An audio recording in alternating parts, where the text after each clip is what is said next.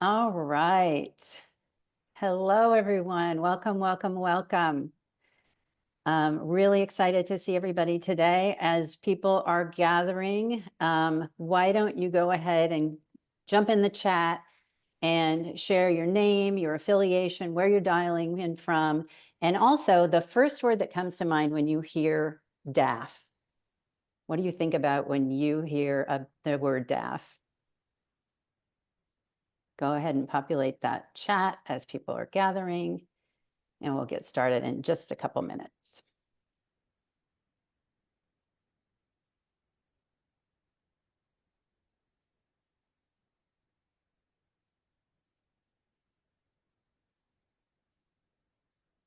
Susanna, the first word that comes to mind is major donor. Love that. Jess, hello. Untapped potential from Atlanta, Georgia. Amazing. I think we'll probably talk a little bit about that today, right, Mitch? What else have we got here? First word that comes to mind is interesting. Cara Walker. Oh no. From Enterprise Zone Administrator. Eric from the acting company. First word that comes to mind is tax deduction. Always a consideration. Meaningful mission from Scott. Easy to forget the funds, easy to forget to direct the funds to meaningful mission. Exactly. Ruthie, thanks for joining from Ford's Theater. First word, no tangible benefits, or phrase, no tangible benefits. We'll talk about that today too, Ruthie. Let's see. Welcome from Seven Hills Production Foundation in Florida. The first word that comes to mind is money. Okay, keep populating that chat as people are joining. Pamela, good to see you.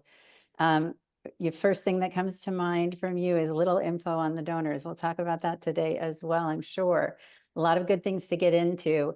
And please, as you're populating the chat and thinking about your reaction to DAF, also think about some questions that you can ask us today. We love this to be a really interactive session. So we'd love for you to kind of pop some questions into the chat or get ready to come off mic and be on the hot seat and talk with us a little bit about donor advised funds. So glad to have you here today for our hot seat coaching session. I know these donor advised funds can feel a little mysterious. Billions of dollars are sitting out there, and how do you actually connect with DAF donors and receive those gifts? That's exactly what we're diving into today. We're going to explore how to find and engage DAF donors, get their internal systems, get your internal systems DAF ready, and boost your chances of receiving that kind of funding. So I'm really thrilled to be joined today by someone who's right at the center of this work, Mitch Stein. He's bringing practical insights and real-time answers to your questions, so don't be shy, drop them in the chat as we go along or submit them through the form. My name is Sandra Davis and my pronouns are she, her. I'm the founder and CEO of Donorly, and Donorly works with small and mid-sized nonprofits at moments of growth and change to build their fundraising muscle using donor research, storytelling, and community building. We really love those growth and change moments, and this is actually a growth and change moment for our sector as the use of DAFs continues to grow by leaps and bounds. So I'm really thrilled to draw on the wisdom and knowledge of Mitch Stein from Chariot. Mitch, tell you a little bit about Mitch, and then I'll pass it over to him so he can tell you a little bit more. So Mitch is the head of strategy at Chariot, the donor advised fund payments company, and he leads the company's major sector-wide initiatives like the DAF fundraising report and DAF Day, and has been a featured speaker at dozens of conferences and workshops. Mitch, thank you so much for joining us. Why don't you tell us a little bit more about you and Chariot? Yeah, it's so great to be here. Good to see everyone. I'm joining from sunny New York City, and happy Friday to you all. As Sandra was saying, I'm the head of strategy here at Chariot. I actually started my career in financial services. So I was an investment banker at Goldman Sachs for 7 years. Knew a lot of folks with donor advised funds, which came into play later now in the position I'm in now. I left that role to start a company in the nonprofit tech space, following some passion fundraising for organizations close to my heart. outside of my job and wanted that to be my full-time job. So I built a marketplace between nonprofits and all different kinds of vendors and services that they use called Pond. Was working on that for about 3 years and then ended up joining Chariot after that. Here at Chariot, we work to make DAF giving easy for everyone. So we have a payment option that can live in donation forms or on your website to give with your DAF in 3 clicks. So it feels like using Apple Pay. So really about taking the friction and barriers out of DAF giving so that people are able to really see the full potential of these vehicles for increasing their giving and nonprofits to have a better experience receiving those gifts. And as Sandra mentioned, I do a lot of original research. We published a report last year for the first time called the DAF Fundraising Report, where we analyzed 78 million transactions from 20 participating nonprofits over 5 years to determine the impact of DAF giving on nonprofits. So it's the first time anyone's actually looked at nonprofit fundraising data to think about the impact of DAFs, how DAF donors compare to non-DAF donors, how DAF change a certain donor's behavior. So we have a lot of great insights, and then also established DAF Day, which is kind of like Giving Tuesday, but specifically for donor advised funds as another shared moment and impetus for nonprofits to engage with DAF fundraising proactively and donors to participate. So we've got a lot going on and a lot of data, a lot of insights, excited to share. Ooh, thank you, Mitch. I love your career trajectory too. That's really an interesting way to get into this work. And I also love the, the frictionless version of, working with donors who are trying to make donations with DAFs. That's really, really, really important. I love that. So, okay, let me get into a little bit of housekeeping here, and then we can get started with our questions. So as a reminder, the call is being recorded. And if you need to turn on closed captioning, go to settings and accessibility, and you can turn on the closed captions there. We're going to be selecting a series of questions from those submitted in advance, and we'll spend up to 10 minutes on each question. And here's the way it's going to work. We'll invite you to come off mute if you're here, and introduce yourself, name, pronouns, title, and organization, and then state your question. We might have some clarifying questions, and we'll have some back and forth in order to process and answer your question. But if you didn't have time to submit a question before now, just go ahead and put it in the chat. Our colleague Weston, give us a wave, Weston, who's here with us today, will be monitoring the chat, and she'll also kind of be our MC for the conversation today. Feel free to put any follow-up questions or comments and responses in the chat too. Our goal is really to be as helpful as possible for everyone here. Not just those in the hot seat. And, we really like to learn from each other's experience. So, Weston, why don't you get us started? Thanks, Sandra. Okay. Well, Mitch, something that was mentioned earlier, I think, that DAFs can feel a little mysterious, or maybe that's just my perspective. They're not quite an individual gift, and they're not a foundation gift either. So can you start basic by describing what a DAF is? Yeah, so a DAF is a charitable savings account. I think that's the simplest way to think about it, and closest in comparison to something like a 401k for retirement savings, or an HSA, that's a health savings account for healthcare expenses. So both of those vehicles are tax advantage structures with restricted use of where you can send those funds and the ability to invest those funds while they're in the account. So similarly, DAFs are a tax advantage vehicle where you have restricted use. Once funds go into a DAF, they can only ever be used to grant money to eligible nonprofits for eligible purposes. And you can have the assets in the DAF invested so that they're growing over time. And when you contribute, you are getting a tax that is a tax deductible when you put money or assets into a DAF. So that's where you get that tax advantage piece. Also, if you contribute something that's an appreciated asset that you would have owed capital gains tax, incremental taxes, if you had just sold it in the open market, that you avoid the capital gains, you got that write-off up front, and then it continues to grow tax-free within the account. So that's why you get this triple tax benefit that is, obviously very popular for donors on the wealthier end. But there's also this function, even if I'm not contributing enough to get a tax write-off, it is centralizing my giving. I'm pre-committing money that can only be used for donations. So it's really has a powerful psychological impact on my giving. And so that's where we see a lot of growth and expansion, is it's not just for those ultra high net worth donors that are, optimizing their taxes. Everyday folks that are just givers and want to give more and give better are using DAFs as well.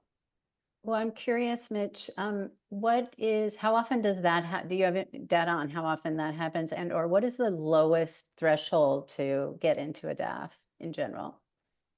Yeah, the largest DAFs in the country have no minimums. Okay. So Fidelity Charitable and Schwab Charitable, which used to be Schwab Charitable, is now DAF Giving 360. Which, if you didn't know that, update your gift processing teams, because those checks have a new name on them now. Good info. But those two have $0 minimums to open a DAF account. Now the minimum gift size is $50. So again, it's much more in a range that an everyday donor could be giving from. There are other providers that have higher limitations. So like Vanguard Charitable has a $25,000 minimum to open an account with them and a minimum gift size of $500. Community foundations tend to be like $250 to $500 minimum gift size, maybe like $5,000 to $10,000 minimum account size. It depends based on the DAF. And to your question, like data on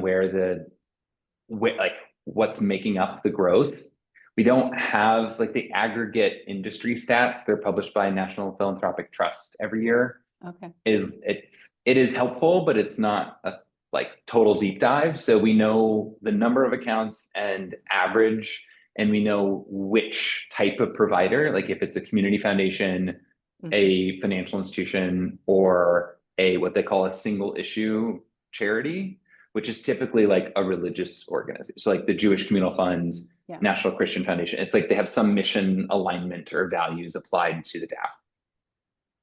I don't know if you have the answer to this question, but Rita dropped in the chat, if you donate appreciated assets, do you get the tax deduction for the appreciated value? Do you happen to know this? Oh, great. Yes, you do. Yeah, Awesome. So it's really powerful. And it's also, it's a good point, Rita, where what DAFs are very good at, because they're doing this every day for their fund holders, is liquidating complex assets.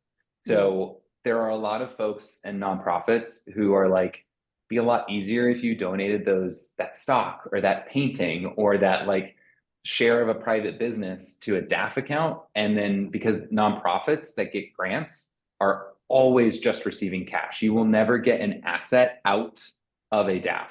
They are only set up to send cash payments to nonprofit grant recipients. So it just really, it puts the onus and the work on the entity that focuses on it, and which is just more efficient. I've heard of a DAF getting a cruise ship donated to them. Like that's not something that a individual nonprofit wants to deal with. That is so interesting, Mitch. I think of the times that I've, been in the director of development seat and people wanting to, give art and, various like valuable assets, but it's just so hard to know what to do with them. So that right there is a piece of gold in terms of a piece of advice to deal with that moment. I see Rita followed up with, how about real estate? So I think we're all talking. Same thing. Yeah, Rita, it's the same thing. Real estate is definitely very common. And ugly art, as one other nonprofit fundraiser said to me recently at a workshop. That's the art I'm talking about. Yeah.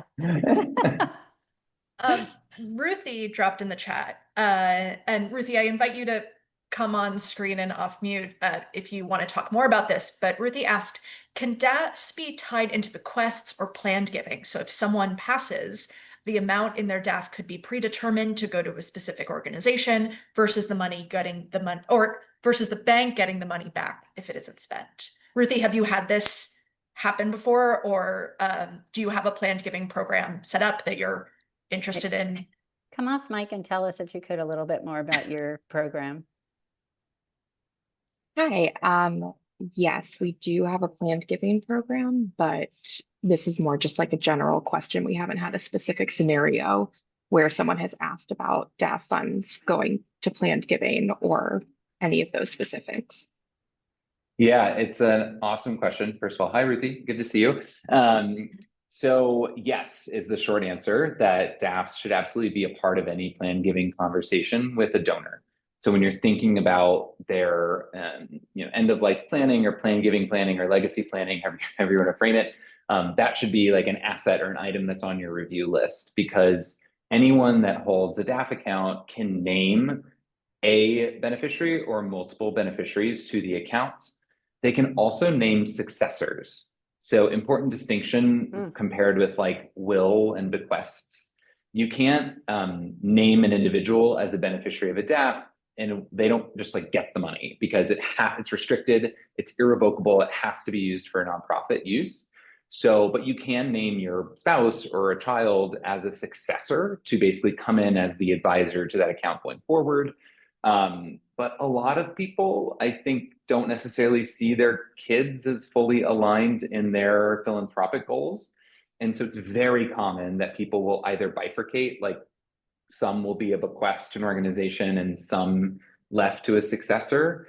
But it's a wide open opportunity for nonprofits, because when you set up a DAF account at basically every provider I know about, it is not a required part of onboarding to name a beneficiary. If you don't name a beneficiary or a successor and you were to pass away, the money goes into the general granting fund of the DAF sponsor. So like if it's at Fidelity Charitable, that money would just roll into like Fidelity Charitable's grant making. So it doesn't go to like Fidelity, like it's not, it still is going to be used for charity, but like I think everyone would rather name a specific organization than Fidelity Charitable. One exception to that, I would say, is community foundations. Like if this person holds their DAF at a community foundation, it's quite common that they do actually want to leave it to the community foundation to manage and disperse over time. But the short answer is like absolutely engage in that conversation. And it's such a good opportunity to talk to people and educate them. They might not know that they missed that. I feel like that, Ruthie, anything to follow up there? I'm I sorry, feel this like- is Rita. Can you repeat that again? So what you're saying is that once the DAF holder passes away, the funds in that DAF account roll over into the institution's charitable giving foundation or account. Yeah, if they have not named a beneficiary, meaning a nonprofit that the funds could go directly to, or a successor, meaning like a family member that continues to advise the donor advised fund going forward, then the default is that it kind of gets assumed by that by the provider, the sponsoring entity, who will use it for their own grant making over time. Thank you. Yeah. I think that's so interesting what you have to say, Mitch, about educating our donors or potential donors. Make sure that we're making sure that they know that, and that obviously if you're reminding them from your nonprofit, they may be more likely to consider your nonprofit as the beneficiary while they're getting that little piece of bookkeeping done. Thank you. Absolutely. Thanks, Mitch. Thanks, Ruthie, and thanks, Rita. I have a question about some restrictions. We've been talking about this already. There are some rules that organizations should know before accepting DAF gifts. For example, DAFs cannot be used for goods and services associated with fundraising events. Mitch, can you talk a bit more about why this is and other restrictions that organizations should know of before accepting a DAF gift? Yes, I'm glad this is early on in the discussion, because this is super important. And I think there's also a common misconception that like these restrictions are the responsibility of the donor to enforce, and that is not the case. Like your organization is liable if these restrictions are violated. So it is really critical to take it seriously. And I'm not saying it's easy, because there are often situations where donors get upset or pushy and want you to do something out of bounds. So I'll start off with the restrictions. Like you said, it's just the overarching goal of these restrictions is that the donor is not there's no benefit created from their recommendation of this grant. It's an important reminder that DAFs, when I contribute my funds into a DAF account, I have legally relinquished control of those assets and have donated them to a charitable entity. So Fidelity Charitable is a 501c3. Like, that's why I get the tax benefit. And in so doing, anytime that I recommend a grant to a nonprofit, that's what I'm doing. It's a recommendation, but every single one of those has to be approved by the provider, the DAF provider. So Fidelity Charitable, the community foundation, whoever. And so that's why these restrictions exist, and why I can't then, like, I've gotten this tax benefit for donating to Fidelity Charitable, and then I'm going to have them buy me a vacation as an auction item at your gala. Like, that is the problem. Mhm. And so a lot of things fall into that list. It's auction items, it's tickets to events, it's memberships that are not tax deductible with like non-incidental benefits. So a parking space, like tickets worth hundreds of dollars to shows and performances, like those cannot be generated to me as a result of having donated. So that includes tables at galas. Those are like the most common and frequent issues that we see. I feel like I've had to navigate some of those conversations in the past, particularly around like the gala table purchase. And it isn't easy. It's tricky, right? You don't want to disappoint people and create problems for them. So the best way I've found to deal with that is try to really educate up front, make sure, especially like your board knows, and anybody who's on the front lines of fundraising on a volunteer basis, that they're really aware of these details, so that you don't get into that situation in the first place. The other thing I've encountered, and I'd just love to hear from you on this, Mitch, is multi-year pledges and paying those out from a DAF. That's a restriction, isn't it? Yes. So again, this comes back to like, it's not legally my money in my DAF account. So I can't sign a legally binding commitment concerning that account. Yeah. It's a bit of a technicality, because if I just sign a pledge, and again, like, everyone should consult your lawyers, I'm not an attorney, but if I'm just signing a pledge and I don't say how I'm going to fulfill that commitment over the coming 5 years, but in years 2, 3, 4, and 5, you receive a grant from my DAF account for that amount, I think we're all square. And every DAF also handles this slightly differently. Like, this is definitely in a more of a gray area. Mhm. I look to the guidance from National Philanthropic Trust, who publishes this on their website, and basically says the same thing as me. It's like, don't sign something and say you're going to use your DAF, and don't say in your DAF message, this is for a pledge. Okay. And so I will, I was just going to pull up that language and can drop that in here. The other piece of advice that I would have on both pledges or tables, or like avoiding these awkward conversations, have it very clearly delineated in your gift acceptance policy that's published somewhere publicly, because then you take the personal out of it. Like, you are saving your frontline fundraiser the difficulty, the donor, et cetera. It's like, I'm sorry, it's our policy, you can go take a look, like, nothing I can do about it. And it really diffuses the emotion from the situation. So I'm going to drop a link in the chat here. Just let me pull this up. Mitch, while you pull that up, I can take you off the hot seat for a second, because Rita asked a question that I think is perfect for Sandra, and is about CRMs and tracking in a database, how we're attributing a gift to a donor, but also to the institution. Rita, do you want to come off mute and talk a little bit more about that?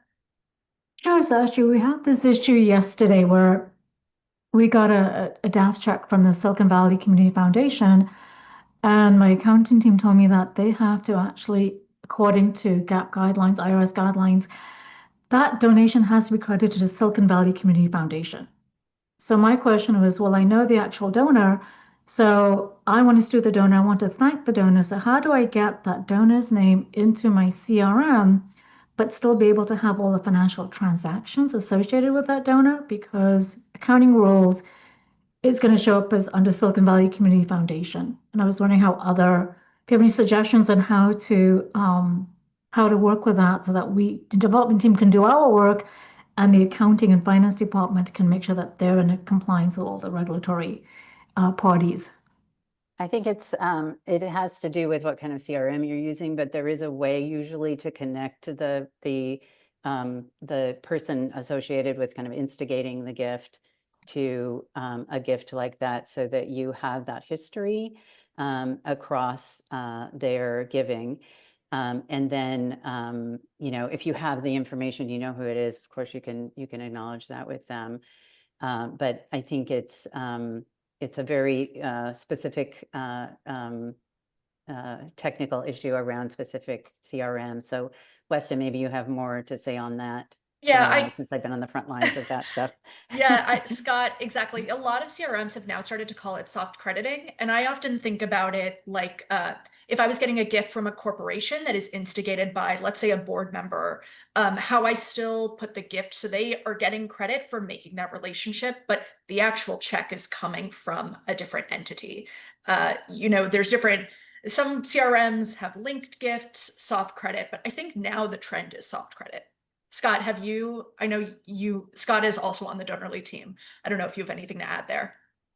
No, not really. Mostly it's called soft credits in the CRMs that I've worked with. And this provides some transparency for anyone who's accessing that data to understand that the gift that came from Fidelity or Schwab is actually tied to this particular donor. And many of the CRMs actually can visualize this in really helpful ways too, where if you're looking at a graph of their lifetime giving, the one that I'm thinking of, Bloomerang, shows green gifts as actual cash coming from the donor, and blue where it's a soft credit coming from their family foundation or from their donor advised fund. So it really just takes discipline on behalf of your gift entry team to make sure that those gifts are linked, and it's a good idea that the soft credit, is linked to that donor, and it's a good idea to have a review system in place so that once a quarter, when you're reconciling, you're making sure that you're finding those donor advised fund gifts and linking them to the actual individual when you have the transparency to do that. Thanks, Scott. I want to second that last part, because as someone who has dealt with a lot of development operations, taking that extra step to go through it closer to the time that you got the gift rather than at the end of your fiscal year when you've forgotten the link is crucial. Rita, do you have any questions or follow-ups from that? No, that was it. That's really great, because I've asked my finance team to let me know whenever we get gifts from these foundations that I can look into it right away. Yeah, that's very Right. important too. Mitch, Well, I see you dropped the guide in there. Thank you. Yeah, that's all like awesome context. I love the specific CRM examples. One other thing I would just add, Rita, because I think it's always helpful to know the why behind these things. So when your finance team is filing your annual filings, there's something called the public support test that's always being calculated to determine, are you being supported by more than one entity? Because if not, you'd be reclassified as a private non-operating foundation instead of the DAF eligible nonprofit that you are. So if you had 10,000 donors that all use Fidelity Charitable, that's actually one donor. That's one like legal, from an accounting perspective, donor.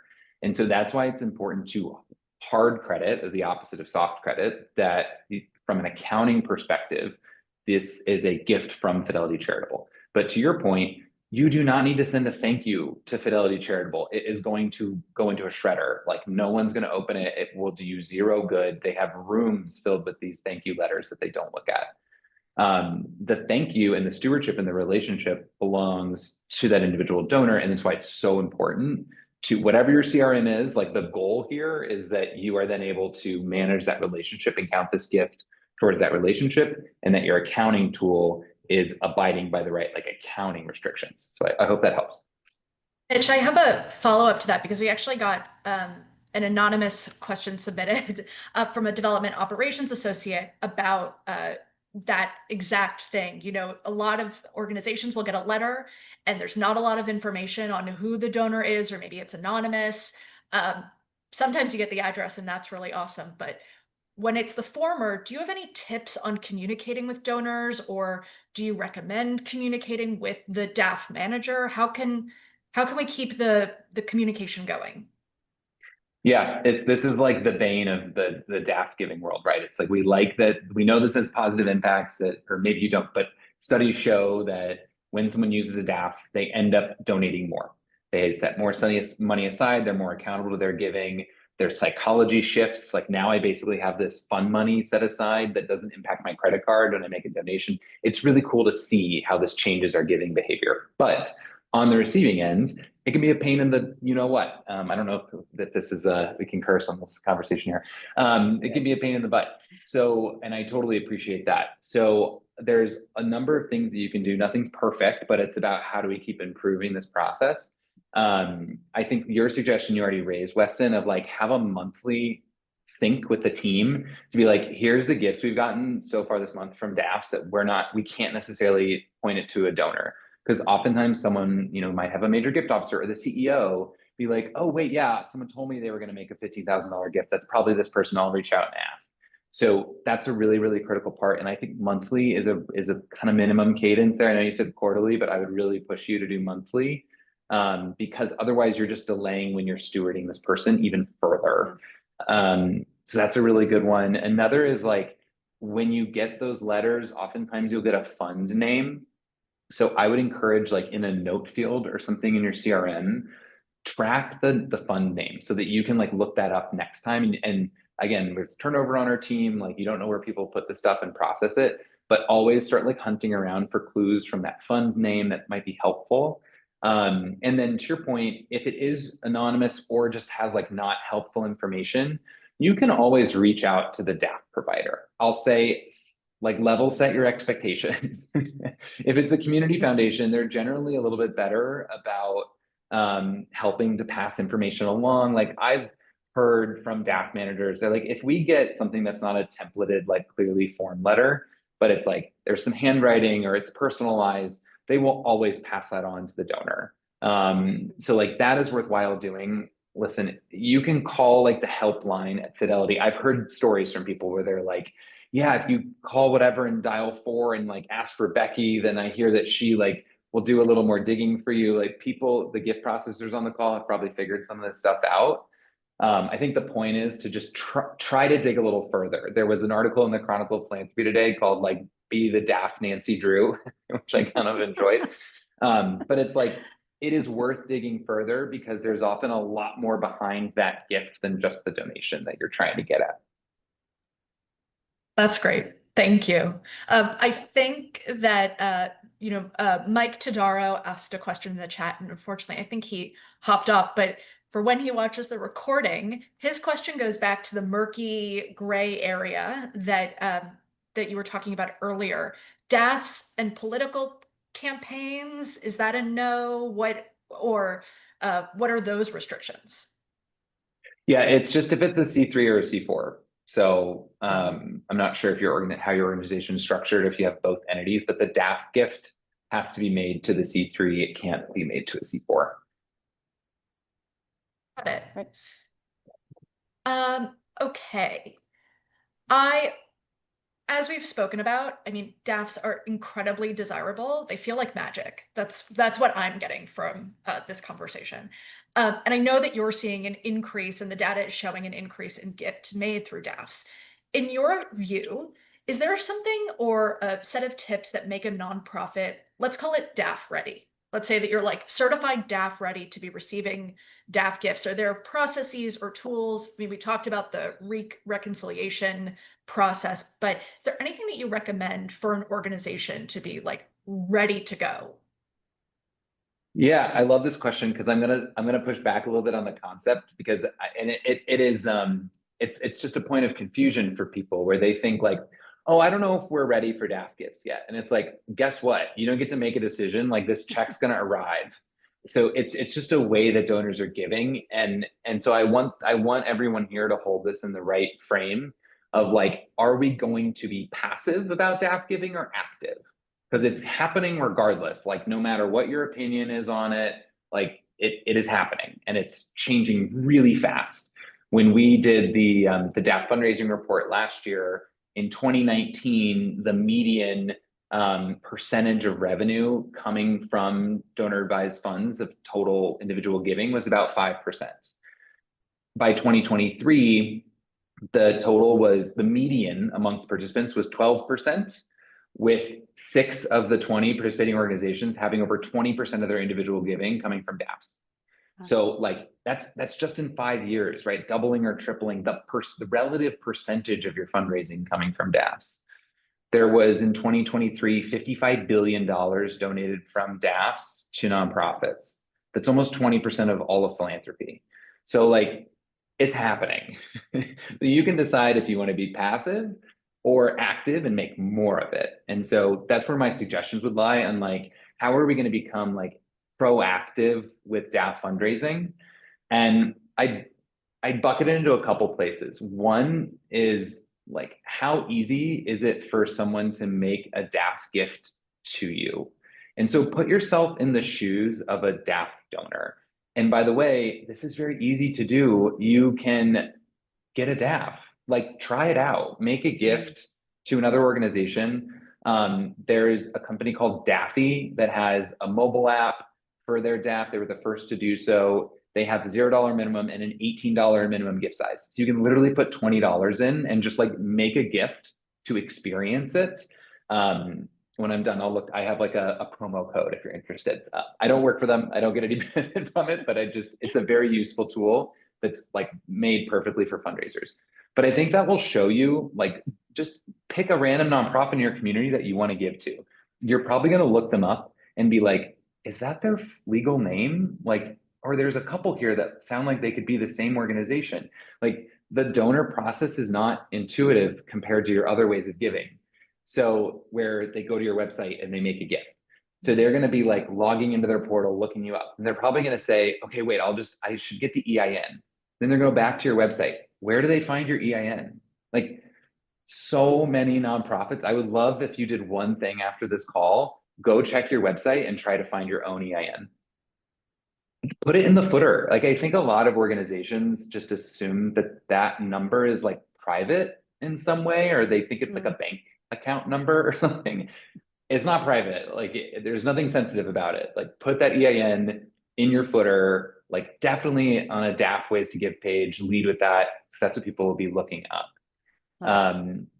So that's a really big one. I also think I mentioned it, but leveling up from there is like, do you have DAFs named as a way to give on your website, on like planned giving, ways to give, you know, is there a dedicated section to that? And there's a lot of people who do this well. Again, I can send some examples.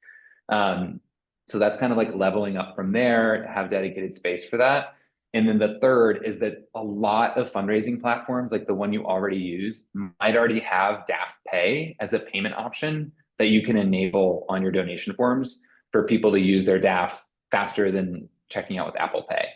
So it's just something that needs to be enabled. So look on your forms to see if that's there and possible.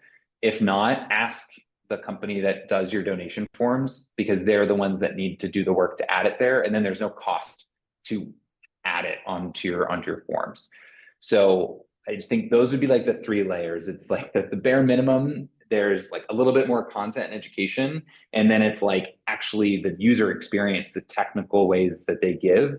And then they can give with their DAF, they're going to give you their email, you know about the gift right away, you can reconcile it really easy when it arrives. Like that'll be the gold standard for you, is when someone gives through DAF Pay, and it solves a lot of these other problems that we face. It's not going to, it can't change how people give, but it will change some people and start making some of those things better. So those are the 3 big ones. And the last piece I would say is don't limit it to a specific part of your organization. So historically, DAF giving just like lived with planned giving. And that was like the only people on the team that knew about it or talked about it or dealt with it. And when a DAF gift arrived, it didn't matter if it was inspired by a mailer or an event or, you know, your website, it just was credited to planned giving. that is just like such an outdated structure for DAFs because it is individual giving, full stop. It is just a way that someone gave. It's like instead of a credit card, they gave through their DAF. And from like a fundraising strategy perspective, that should be, it is a payment option that should be a part of everyone's strategy across the whole organization. I love the idea of the advice of creating a DAF and donating that way yourself, so you have that experience, just like you want to look through your donor path on your website and walk through it and experience it. Just the ability to talk with authority about your experience as a DAF donor as you're talking to other donors, I think can be really, really helpful. So much good advice there, Mitch. Thank you. Thank you. Yeah, and like back to our, just quickly, back to the point about planned giving, where you're educating a donor. When you actually use a DAF and someone has a question about it, you can educate them. You're a source of information and value. So many people still don't know what a DAF is and should be using them. I was thinking as you were talking, I mean, I think I've called them DAFs on this call. We're calling them DAFs, they're donor advised funds. I think being as transparent as possible, say donor advised fund, put the DAF, people may know it as a different thing, just to bring that extra sense of, here is something that is an option for you to make a gift to our organization. I love that. And thanks for pushing back on being DAF ready. I want to I want to call up Lauren Tobin, who had two really great questions. Lauren, do you want me to talk them, or the floor is yours? I'll take the floor. Hi, Scott. Hi, Sandra. Hi, Mitch. Nice to see you all. Thank you for doing this. My first question is, just for clarity, we receive DAFs quite frequently, and they always say it's no need to acknowledge like fidelity, but I do feel like it's necessary to honor or to acknowledge the person connected with the owner of the DAF account. Is that what you advise? Like, they don't get a tax letter, right? Because these are tax deductible gifts already, but we should acknowledge with a thank you. Correct? That's the distinction. Absolutely. Yes. Try to make deepen that relationship with that donor. I mean, sometimes it's kind of mysterious who it is, right? Right. But when you know, and when but you're when you know. expecting it, you should go back to that person and say, we received your gift via the community foundation. We just want to thank you and happy holidays or whatever. Okay, that's the first question. I wanted to just clarify that. And then secondly, I'm in a bit of a pickle because I recently received a DAF contribution, but it's in connection to an event. And I called the owner of the account and said, I think we have to hold this check and not deposit it right now, because I want to get clarification that you can't cover a sponsorship because it includes gala meal tickets with your sponsorship. So therefore, you can't use your DAF account to become a sponsor to the gala. And it sounds like, based on what you said earlier, that would be in violation of the rules for a DAF donation. Mitch, correct? Correct. So it's definitely good to follow up, because some people make donations to events, right? That's right. Not like categorically disallowed. And honestly, I think it's another good example where there's still opportunity, because you could do a paddle raise for just making a fund a need, and people think they can't use a DAF because they've been like, wait, I'm at an event, I can't use a DAF. Like, clarify that to people. Say, remember this part you can use your DAF funds for. So it's a really good, for whoever's like your auctioneer or guiding there, is a really good thing for them to mention. And then, yes, I think clarifying with the donor to just say like, thank you. Or, I mean, if you don't want to question it, you can just say like, thank you for your general gift. Like, and just to clarify, this doesn't incur any like table or tickets. Let us know if you do want to attend. That might be a nice. Well, they do want to attend. And so what I thought about doing is exactly what you suggested, which is we would use the money as a paddle raise, but separately, I'm asking them to go ahead and buy the tickets personally from their own account, put it on a Visa, do something else that's separate than the check that we received, so that there's not any rule violation. Is that the solution there? Yes. Yeah, that's the gold standard you're following. So well done. Okay, thank you. And I just, one quick thing on your first question too, I wanted to call out is your instinct totally spot on. Definitely try to thank the donor. This is such a common thing I hear from, especially from DAF managers, where their fund holders will reach out to them and be like, can you cancel my recurring grant to that organization? They never thank me. And I think there's a few sources of that. One is confusion, so that the organization thinks it's from the DAF and that they don't need to thank them. Maybe just the donor didn't realize that they aren't getting enough information to thank them. So like, who knows exactly where the ball is being dropped, but I would just say these gifts are already often very delayed by the time they arrive to you. So like they have to get reviewed. And if it's a check, they're getting mailed. Frequently that gets lost. Like it can be weeks. So I would really prioritize thanking them. And also my personal opinion is that you should treat every DAF gift like a potential major donor, even if it's $100. Like do the extra work, send a personalized email, have your, CDO or CEO make a call, like whatever you would do for a major donor prospect, or at least like do the extra research, double click on that person, try to find something else out, because I hear so many stories, particularly with people using DAF Pay, where they're making like a digital quick gift online, maybe to a birthday campaign or something that can be a little faster and inspiration based. And they're like, I looked them up and they're like an executive at a Fortune 100 company. It was only $100 gift. So it's really changing the way people use a DAF, even if they are a major donor. Great advice. Thank you, Mitch. Thank you. Lauren, do you have anything else to add, or you feel set? I think I'm set, and thank you for the info. One other thing I would ask is that when these situations come up where you're not quite sure and you want to look up what's the best resource to go to, is it the link that you sent earlier when you have issues about what are the best practices for accepting DAFs and how to manage them? Should we refer to the link that you put in the chat earlier? That's the place. Yeah, that'll be helpful. And we also source, like within there, we're sourcing to the National Philanthropic Trust page on like DAF gift acceptance. So you'll be able to find other resources from there too. Great. Thank you. Thank you so much. Yep. That's a great segue into, we received this question from a development director that was talking about using a handful of segments in their annual appeal strategy based on giving trends and additional prospect research. I love this question as a research person myself.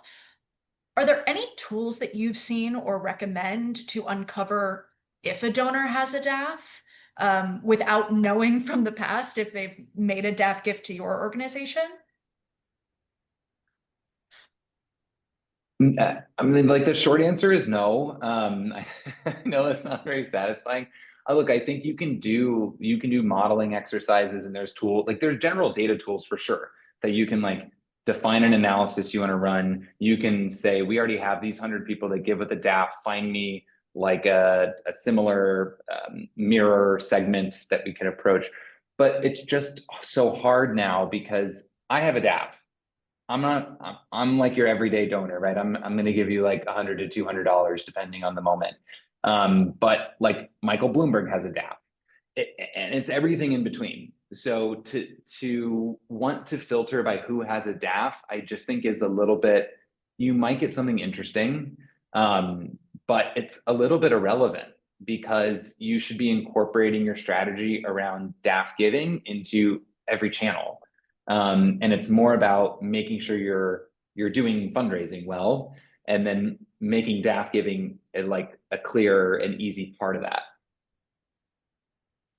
Oh, it's really like, here's how you give if you want to use your credit card. Here's how you give if you want to, write a check. And here's how you give if you want to use a DAF. Simple as that. Yeah, and I think it sounds simple, but the reality is that people that have used DAFs historically, and again, there's lots of data, and I'll pull during the next question. I'll pull another report up for people if you're interested. But every donor that has a DAF continues to make credit card gifts every year. Oh, every single one, which is really bizarre, right? Because that'd be like you having a gift card to Nordstrom for $500 and walking in and like buying a pair of shoes with a credit card. Like, doesn't make sense. But the reason people do it is because there's this perception of going into my DAF, and even if, look, it's not crazy hard, but it does take a few minutes to go, like, you log in, you look it up, you're going to answer a few questions. Like, you're probably going to spend a couple minutes on that checkout experience. And if Sandra sends me an email that she's running the marathon and that she wants me to donate to her campaign, I'm like way more likely to just use a credit card in that moment, or anything that's like more inspiration based. So like, these people are givers, they're intentional. That's why they set up a DAF. And so they kind of bifurcate their giving in these two places. So I think there's what's different from explaining credit card versus check is that you're also doing a service to say, hey, like, shine the light on it. Like, hey, you can use your DAF. Great if you can make it easy to have like DAF pay right in the form, but regardless, like, that person will just get that reminder and be like, oh yeah, I do have money set aside there, and like incentivize them to go take those extra steps to make a much larger gift. And when I say much larger, like the organizations we work with that are tracking systematically, like, this donor only ever gave with a credit card. We just got a DAF gift for the first time through DAF pay. And it's like 8 to 10x increase in giving on average. That's like the mental difference for people for credit card versus using my DAF. Wow. I always had this kind of gut feeling that people forget they have money in a DAF if they're not, thinking about it at that moment, because they're not in a habit of giving in that way potentially. So that's, Yep. I like that way of, again, shining the light on it, reminding people that this is an option. And I, Great. by the way, have definitely used my credit card at Nordstrom when I have a gift card. So I think we all have. it rings true.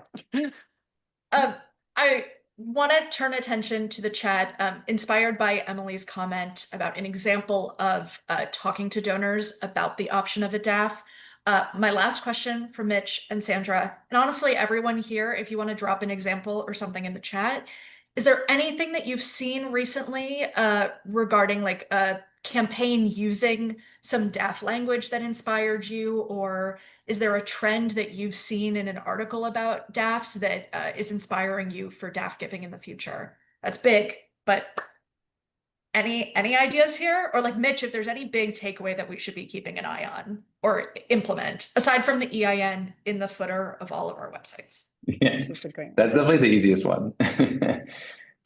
Yeah, I can go first, and Sandra, like, if you have any as well. I just dropped another link in the chat to DAF Day. So that's happening on October 9th this year, and we are hosting like a kickoff webinar for the campaign on June 16th that everyone can register for. But I love this event for a number of reasons. For nonprofits in particular, having like a day and a deadline and a campaign, it really resonates internally. So that this is a great chance to say like, okay, let's have that full team meeting about DAFs, or like, let's actually review our gift coding policies before DAF Day. Let's actually like host that donor teach-in about DAFs, or let's send out that postcard about legacy giving and DAFs. Like, let's do that on DAF Day, or before. Like, it just is so helpful to have in our collective calendar. And you can use that moment or that upcoming moment in any way that makes sense for your calendar and what you have going on. So like, definitely encourage everyone here to leverage that. And starting on June 16th, we'll publish like a toolkit that has all the brand materials and templates and all the things you need to go run and implement. Oh, I love making that a thing. It's so good to have an excuse to have conversations. Something like this, really just gives you a reason to shout out to the rest of the world.